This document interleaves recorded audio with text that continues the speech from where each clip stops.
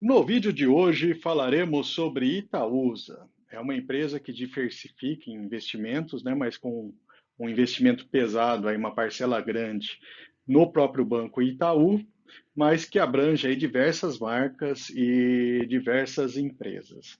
Se você gosta do nosso conteúdo, deixe seu like e se inscreva em nosso canal.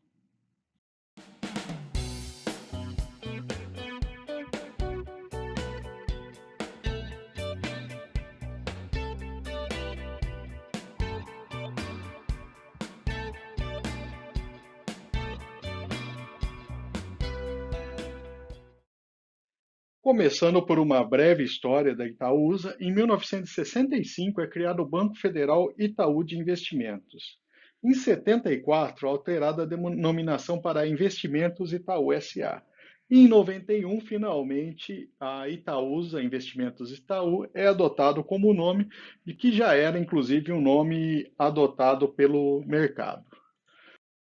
Falando um pouco agora da estrutura da empresa, que envolve um número grande de outras empresas, né? Praticamente um terço das ações de controle da Itaúsa está na mão da família Egídio de Souza Aranha, uma das famílias controladoras do Itaú. As demais ações no mercado. Temos 70% de brasileiros e 30% de estrangeiros com ações da empresa. A Itaúsa tem participação em outras empresas. A principal dela é o próprio Itaú. São 37% das ações do Itaú que estão nas mãos da Itaúsa. Dessa forma, temos a divisão do controle do banco entre as famílias Souza Aranha e Moreira Salles. Se você quiser conhecer um pouco mais sobre o Itaú, a gente tem dois vídeos em nosso canal. Clique lá e pesquise para verificar, para conhecer um pouco mais dessa história. A Itaúsa, mesmo com a separação entre Itaú e XP, ela vai manter aí 15% das ações da XP Inc. Além disso, ela tem 29% da Alpargatas, responsável pelas marcas Havaianas e Osklin. A antiga Duratex, que agora se chama Dexco, também é outra empresa com a Itaúsa como acionista. São quase 37% das ações dessa empresa nas mãos da Itaúsa. A Egea, que é uma empresa até relativamente desconhecida, mas ela foi a ganhadora aí da licitação da SEDAI no Rio de Janeiro. Então deverá ser aí uma futura Sanepar ou Copasa em termos de retorno. Se você quiser conhecer os nossos vídeos sobre essas duas empresas no canal, a gente tem também uma análise dos números dessas empresas. A Itaúsa tem 12% dessa empresa da área de saneamento. E, por fim, ela tem 48% da Copa Energia e 8,5% da NTS, que é responsável ali pelo transporte de gás na região nordeste do país. Temos ações ordinárias e preferenciais negociadas na Bolsa de São Paulo. A gente tem uma lista aqui de membros da família Egídio de Souza Aranha que tem esse controle aí de aproximadamente aí 36% do total de ações da Itaúsa. No portfólio da empresa, como comentamos anteriormente, a gente tem a Copa Energia, que nada mais é que a fusão da Copagás com a Liquigás, duas empresas no ramo de entrega de gás de cozinha, o GLP. Com a fusão, a Copa se tornou um player extremamente importante na venda de gás de cozinha. Além disso, temos o que a gente pode chamar de processo de divórcio entre o Itaú e a XP. Mas mesmo com essa separação, a Itaúsa se manterá proprietária de uma parte relevante das ações dessa nova empresa. Ou seja, para quem é acionista da Itaúsa, mantém o investimento em um banco de grande porte tradicional, que é o Itaú, e também tem uma parte de exposição a essa corretora, que está se reestruturando para crescer e ampliar aí seu mercado, tentando virar um banco mais ágil e moderno. Vale chamar a atenção também a participação na Egea, essa empresa da área de saneamento que foi vencedora do leilão da SEDAI no Rio de Janeiro. É um setor interessante, resistente a crises e definitivamente o Rio de Janeiro tem muito a ser feito no quesito saneamento. Quem não se lembra aí do caso da Geosmina, que aconteceu na água do Rio de Janeiro, logo antes da pandemia, em que a gente tinha aí diversos pontos da cidade onde se tinha entrega da água que praticamente cheirava esgoto. Com o investimento e tudo que precisa ser feito, há de fato muito a ser investido e melhorado nesse quesito ali na região do Rio de Janeiro. Aqui temos a informação sobre os lotes da SEDAI arrematados pela empresa. Na visão da Itaúsa, trata-se de um ativo de alto potencial de retorno e também alto retorno para a sociedade. Agora vamos começar a falar dos resultados de cada uma das empresas que compõem a carteira da Itaúsa. Começando pela mais relevante, o Banco Itaú. O resultado do primeiro semestre do banco foi bastante robusto, já em patamares pré-crise. Houve um crescimento significativo do número de clientes digitais do banco, que mostra uma tendência interessante durante a pandemia.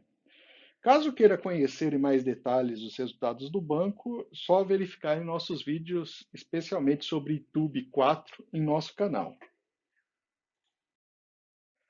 A XP apresentou um resultado bastante positivo também, principalmente quando comparado em 2020, com 2020. E vale observar também esse crescimento relevante aí na carteira de crédito da empresa.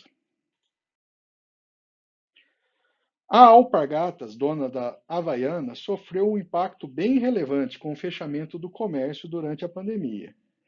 E no primeiro semestre de 2021 também apresentou uma recuperação de receitas. A pandemia, de certa forma, serviu para aumentar o investimento da empresa nos meios de venda digital. Falando agora da Dexco, a nova marca da Duratex, também apresentou um impacto muito relevante durante o primeiro ano da pandemia e agora, com a reabertura, está se recuperando em termos de vendas e com resultados bastante relevantes em termos de lucros.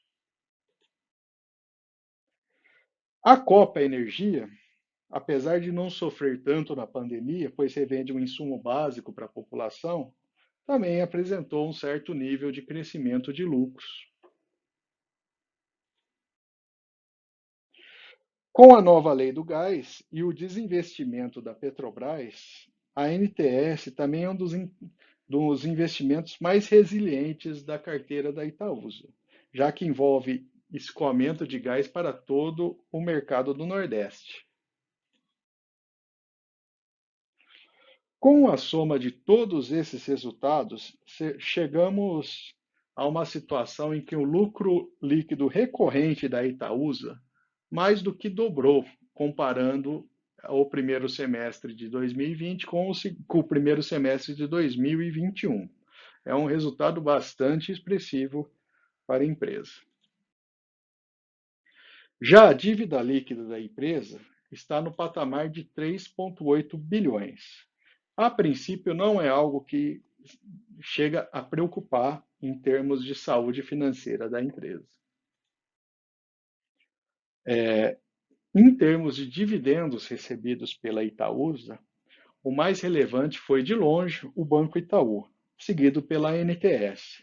Isso se deve ao tamanho das posições alocadas em cada empresa. Já os dividendos pagos pela Itaúsa caíram por causa dos resultados de 2020. Devemos ter uma recuperação de patamar de dividendos em breve, à medida que o lucro fosse consolidando de todas as empresas investidas.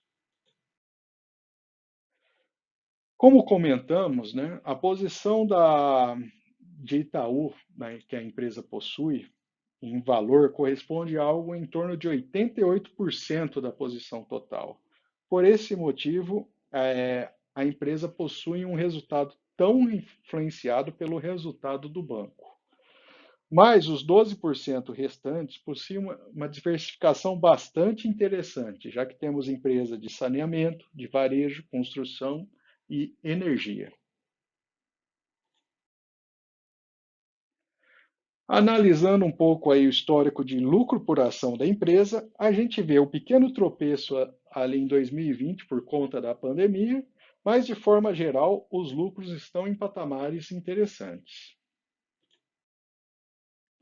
A relação preço por lucro mostra que o preço está depreciado no momento em relação ao lucro, podendo indicar um momento interessante para quem quer se expor aos ativos da Itaúsa. Em termos de dividendos, a empresa é de fato uma boa pagadora de dividendos, como a gente pode ver aí ao longo de todo o seu histórico. O dividend yield, que depende também dos preços da ação, já chegou em patamares mais elevados, mas hoje está aí bem abaixo da sua média, principalmente é impactado pelo resultado do ano passado. O valor patrimonial da empresa tem apresentado um certo crescimento ao longo do tempo, o que é um bom indicativo para o investidor também. Já a relação preço por valor patrimonial apresenta um valor mais baixo que o histórico recente, mas em linha com o passado é, de valor da empresa. A relação dívida por EBITDA, como a gente comentou, né, está em um patamar bastante tranquilo, sem apresentar ameaça para a empresa. E o cronograma da dívida também é bastante tranquilo e com prazo médio aí de 6 anos para o pagamento aí da dívida como um todo. O valor de negociação das ações da Itaúsa, e falando da ação IPSA4, que é a preferencial, está na ordem de R$ 11. Vemos a evolução desses valores aí ao longo dos 5 anos e o patamar de preços ainda não chegou em suas máximas.